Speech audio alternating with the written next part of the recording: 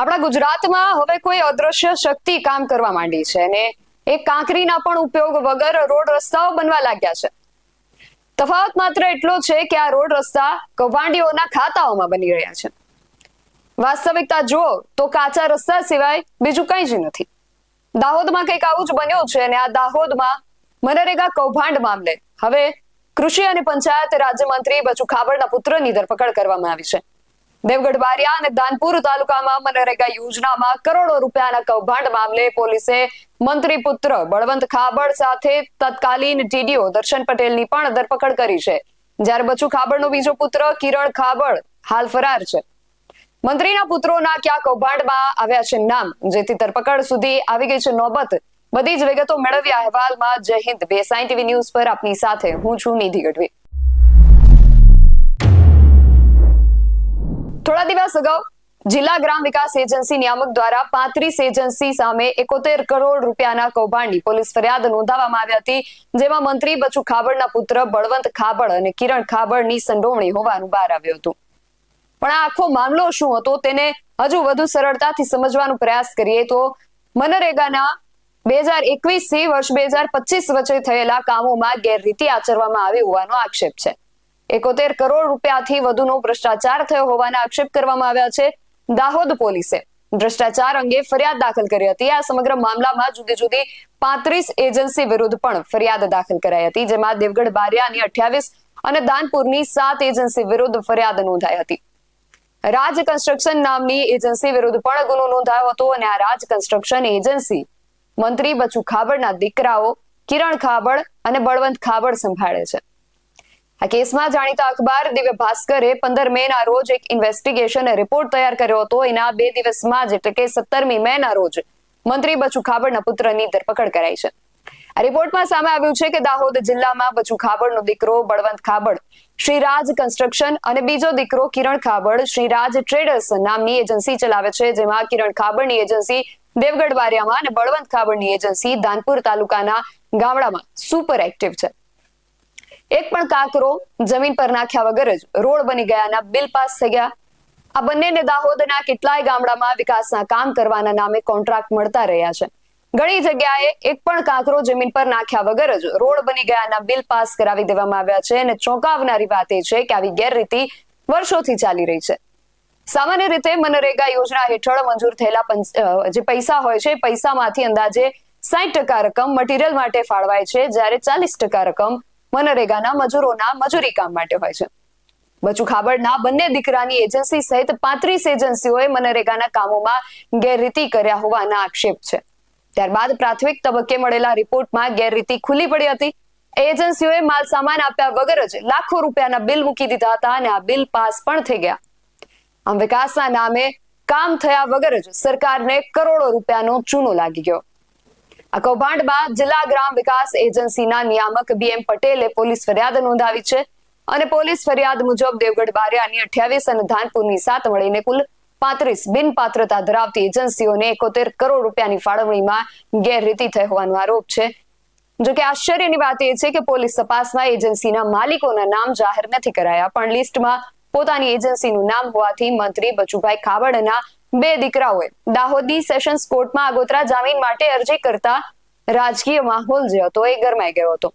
આ અરજી ઉપર અગાઉ 9મી મેના દિવસે સુનાવણી થવાની હતી, પણ આ સુનાવણી ન થઈ શકી. વધુ સુનાવણી માટે 13મી મેની તારીખ નક્કી કરવામાં આવી, પરંતુ સોમવારે 12મી મેના રોજ એટલે કે આગોતરા જામીન અરજી પર સુનાવણીના 1 દિવસ પહેલા જ બળવંત અને કિરણ ખાબડે આગોતરા જામીન અરજી આશ્ચર્યજનક રીતે પાછી ખેંચી લીધી. ત્યારબાદ 17મી મેના રોજ બળવંત ખાબડની ધરપકડ કરવામાં આવી.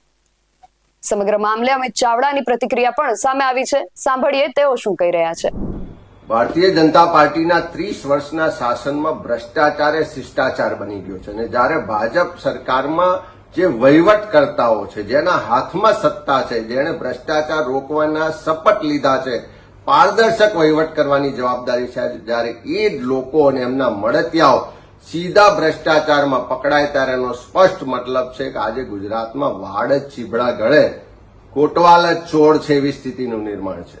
દાહોદમાં વારંવાર રજૂઆતો થઈ કે મનરેગામાં ખૂબ ભ્રષ્ટાચાર થાય છે, સ્થળ પર કોઈ કામ થતા નથી અને બારોબાર બિલો ચૂકવાઈ જાય છે અને એમાં મોટા માથાઓ સંડોવાયેલા છે, પણ સરકારે પગલાં ન લીધા. વર્ષોની લડત પછી કોંગ્રેસ પક્ષે પણ વિધાનસભામાં પ્રશ્નો મૂક્યા, વારંવાર લેખિત મૌખિક રજૂઆત કરી, ત્યારે હવે સરકાર જાગી છે અને તપાસની શરૂઆત કરી છે. પણ આ તપાસ ખાલી નાટક પૂરતી ના થાય, ખાલી એકાદ બે લોકોને પકડી અને ભીનું સંકેલવાનો પ્રયત્ન ના થાય. સરકાર પાસે અમારી માંગણી છે કે આ પ્રજાના ટેક્સના પૈસા છે, પ્રજાના પડસેવાના પૈસા છે. આ મનરેગા યોજના ગરીબ સામાન્ય માણસને 100 દિવસ રોજગાર મળે એટલા માટે આ કાયદો લાવવામાં આવ્યો છે. એવા કાયદા હેઠળની યોજનાઓમાં ભ્રષ્ટાચાર થાય એ ક્યારેય ચલાવી ના લેવાય. સરકારે પ્રમાણિક નિષ્ઠાવાન અધિકારીઓની એસઆઈટી બનાવવી જોઈએ. દાહોદમાં જો તટસ્થ રીતે તપાસ થશે તો હજુ પણ મોટા માથાઓ આમાં પકડાશે અને 100 કરોડ નહીં 200 કરોડ કરતા વધારેનો ભ્રષ્ટાચાર બહાર આવવાનો છે. ત્યારે સરકાર પાસે માંગણી કરીએ છીએ કે ઓપરેશન ગંગાજળની વાત મુખ્યમંત્રી શ્રી કરે, પણ શરૂઆત પોતાના મંત્રીમંડળથી તો કરો. આજે એમના જ પરિવારના સભ્યો આ ભ્રષ્ટાચારમાં સંડોવાયેલાનું બહાર આવ્યું છે, તો તટસ્થ તપાસ કેવી રીતે થશે? તટસ્થ તપાસ કરાવવા માટે પ્રમાણિક અધિકારીઓને મોકલવા પડશે અને સરકારે પણ પોતાની પ્રમાણિકતા આમાં દર્શાવવી પડશે અને ઓપરેશન ગંગાજળની શરૂઆત પોતાના મંત્રીમંડળથી સરકાર કરે એવું આજે ગુજરાતના લોકો ઈચ્છી રહ્યા છે. તેમણે મુખ્યમંત્રીને ઓપરેશન ગંગાજળની શરૂઆત એમના મંત્રીથી જ કરવાની વાત કરી અને સાથે એસઆઈટી બનાવવાની પણ વાત કરી અને બીજી ઘણી બધી વાતો કરી. આ જે સમગ્ર મામલો થઈ રહ્યો છે તો બીજી તરફ બદલીનો દોર પણ શરૂ થઈ ગયો છે. આ કથિત કૌભાંડમાં ફરિયાદી બનેલા જિલ્લા ગ્રામ વિકાસ એજન્સીના નિયામક BM પટેલની દાહોદથી ગાંધીનગર બદલી કરી દેવામાં આવી છે. આ ઉપરાંત તાલુકા વિકાસ અધિકારી RN રાઠવાની પણ બદલી થઈ ચૂકી છે અને આ કેસની વિભાગીય તપાસ DDO સ્મિત લોઢાને આપવામાં આવી છે. આ મામલે હજુ એક નોંધવા જેવી વાત એ પણ છે કે છેલ્લા કેટલાક સમયથી બચુ ખાબડ કેબિનેટ બેઠકમાં હાજરી નથી આપી રહ્યા. સૂત્રોનું કહેવું છે કે તેઓ સરકારી ગાડીનો ઉપયોગ પણ ટાળી રહ્યા છે. આ મંત્રી બચુ ખાબડ છે કોણ? તેમનો જો ટૂંકો પરિચય આપું તો મૂળ દાહોદ જિલ્લાના ધાનપુર તાલુકાના પીપેરો ગામના વતની બચુભાઈ ખાબડ દેવગઢ બારિયા બેઠક પર 44,000 મતોથી જીત હાંસલ કરનારા વ્યક્તિ છે.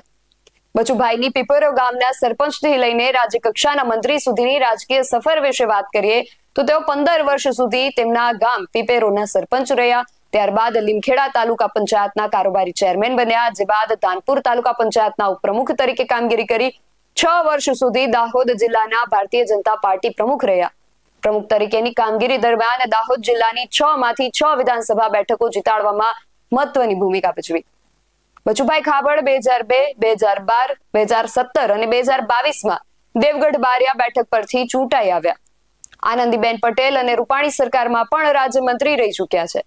જોકે 2021માં જ્યારે આખી રૂપાણી સરકાર બદલાઈ ગઈ ત્યારે તેમને પડતા મૂકવામાં આવ્યા અને ત્યારબાદ 2022માં ફરીથી ભૂપેન્દ્રભાઈ પટેલની સરકારમાં તેમને મંત્રીમંડળમાં સ્થાન આપવામાં આવ્યું. આ એ જ બચુભાઈ છે જેમના મોટા પુત્ર બળવંત ખાબડ અને તત્કાલીન TDO દર્શન પટેલની ધાનપુર અને દેવગઢ બારિયા મનરેગા કૌભાંડમાં ધરપકડ કરવામાં આવી છે અને તેમના નાના પુત્ર કિરણ ખાબડ હાલ ફરાર છે. હવે આગળ મંત્રીશ્રી શું પગલા લે છે? પોતાના પુત્રને બચાવે છે કે ખુશીને બચાવે છે એ હવે જોવું રહ્યું. પરંતુ આ વિશે તમારું શું માનવું છે અમને કમેન્ટ કરીને ચોક્કસથી જણાવજો. આવા જ વધુ અહેવાલો સાથે મળતા રહીશું. તમે મારી YouTube ચેનલને સબસ્ક્રાઇબ કરવાનું અને અમને Facebook અને Instagram પર ફોલો કરવાનું ભૂલશો નહીં. બાકી અવનવી અપડેટ્સ માટે આપ જોતા રહો BSN TV ન્યૂઝ. નમસ્કાર.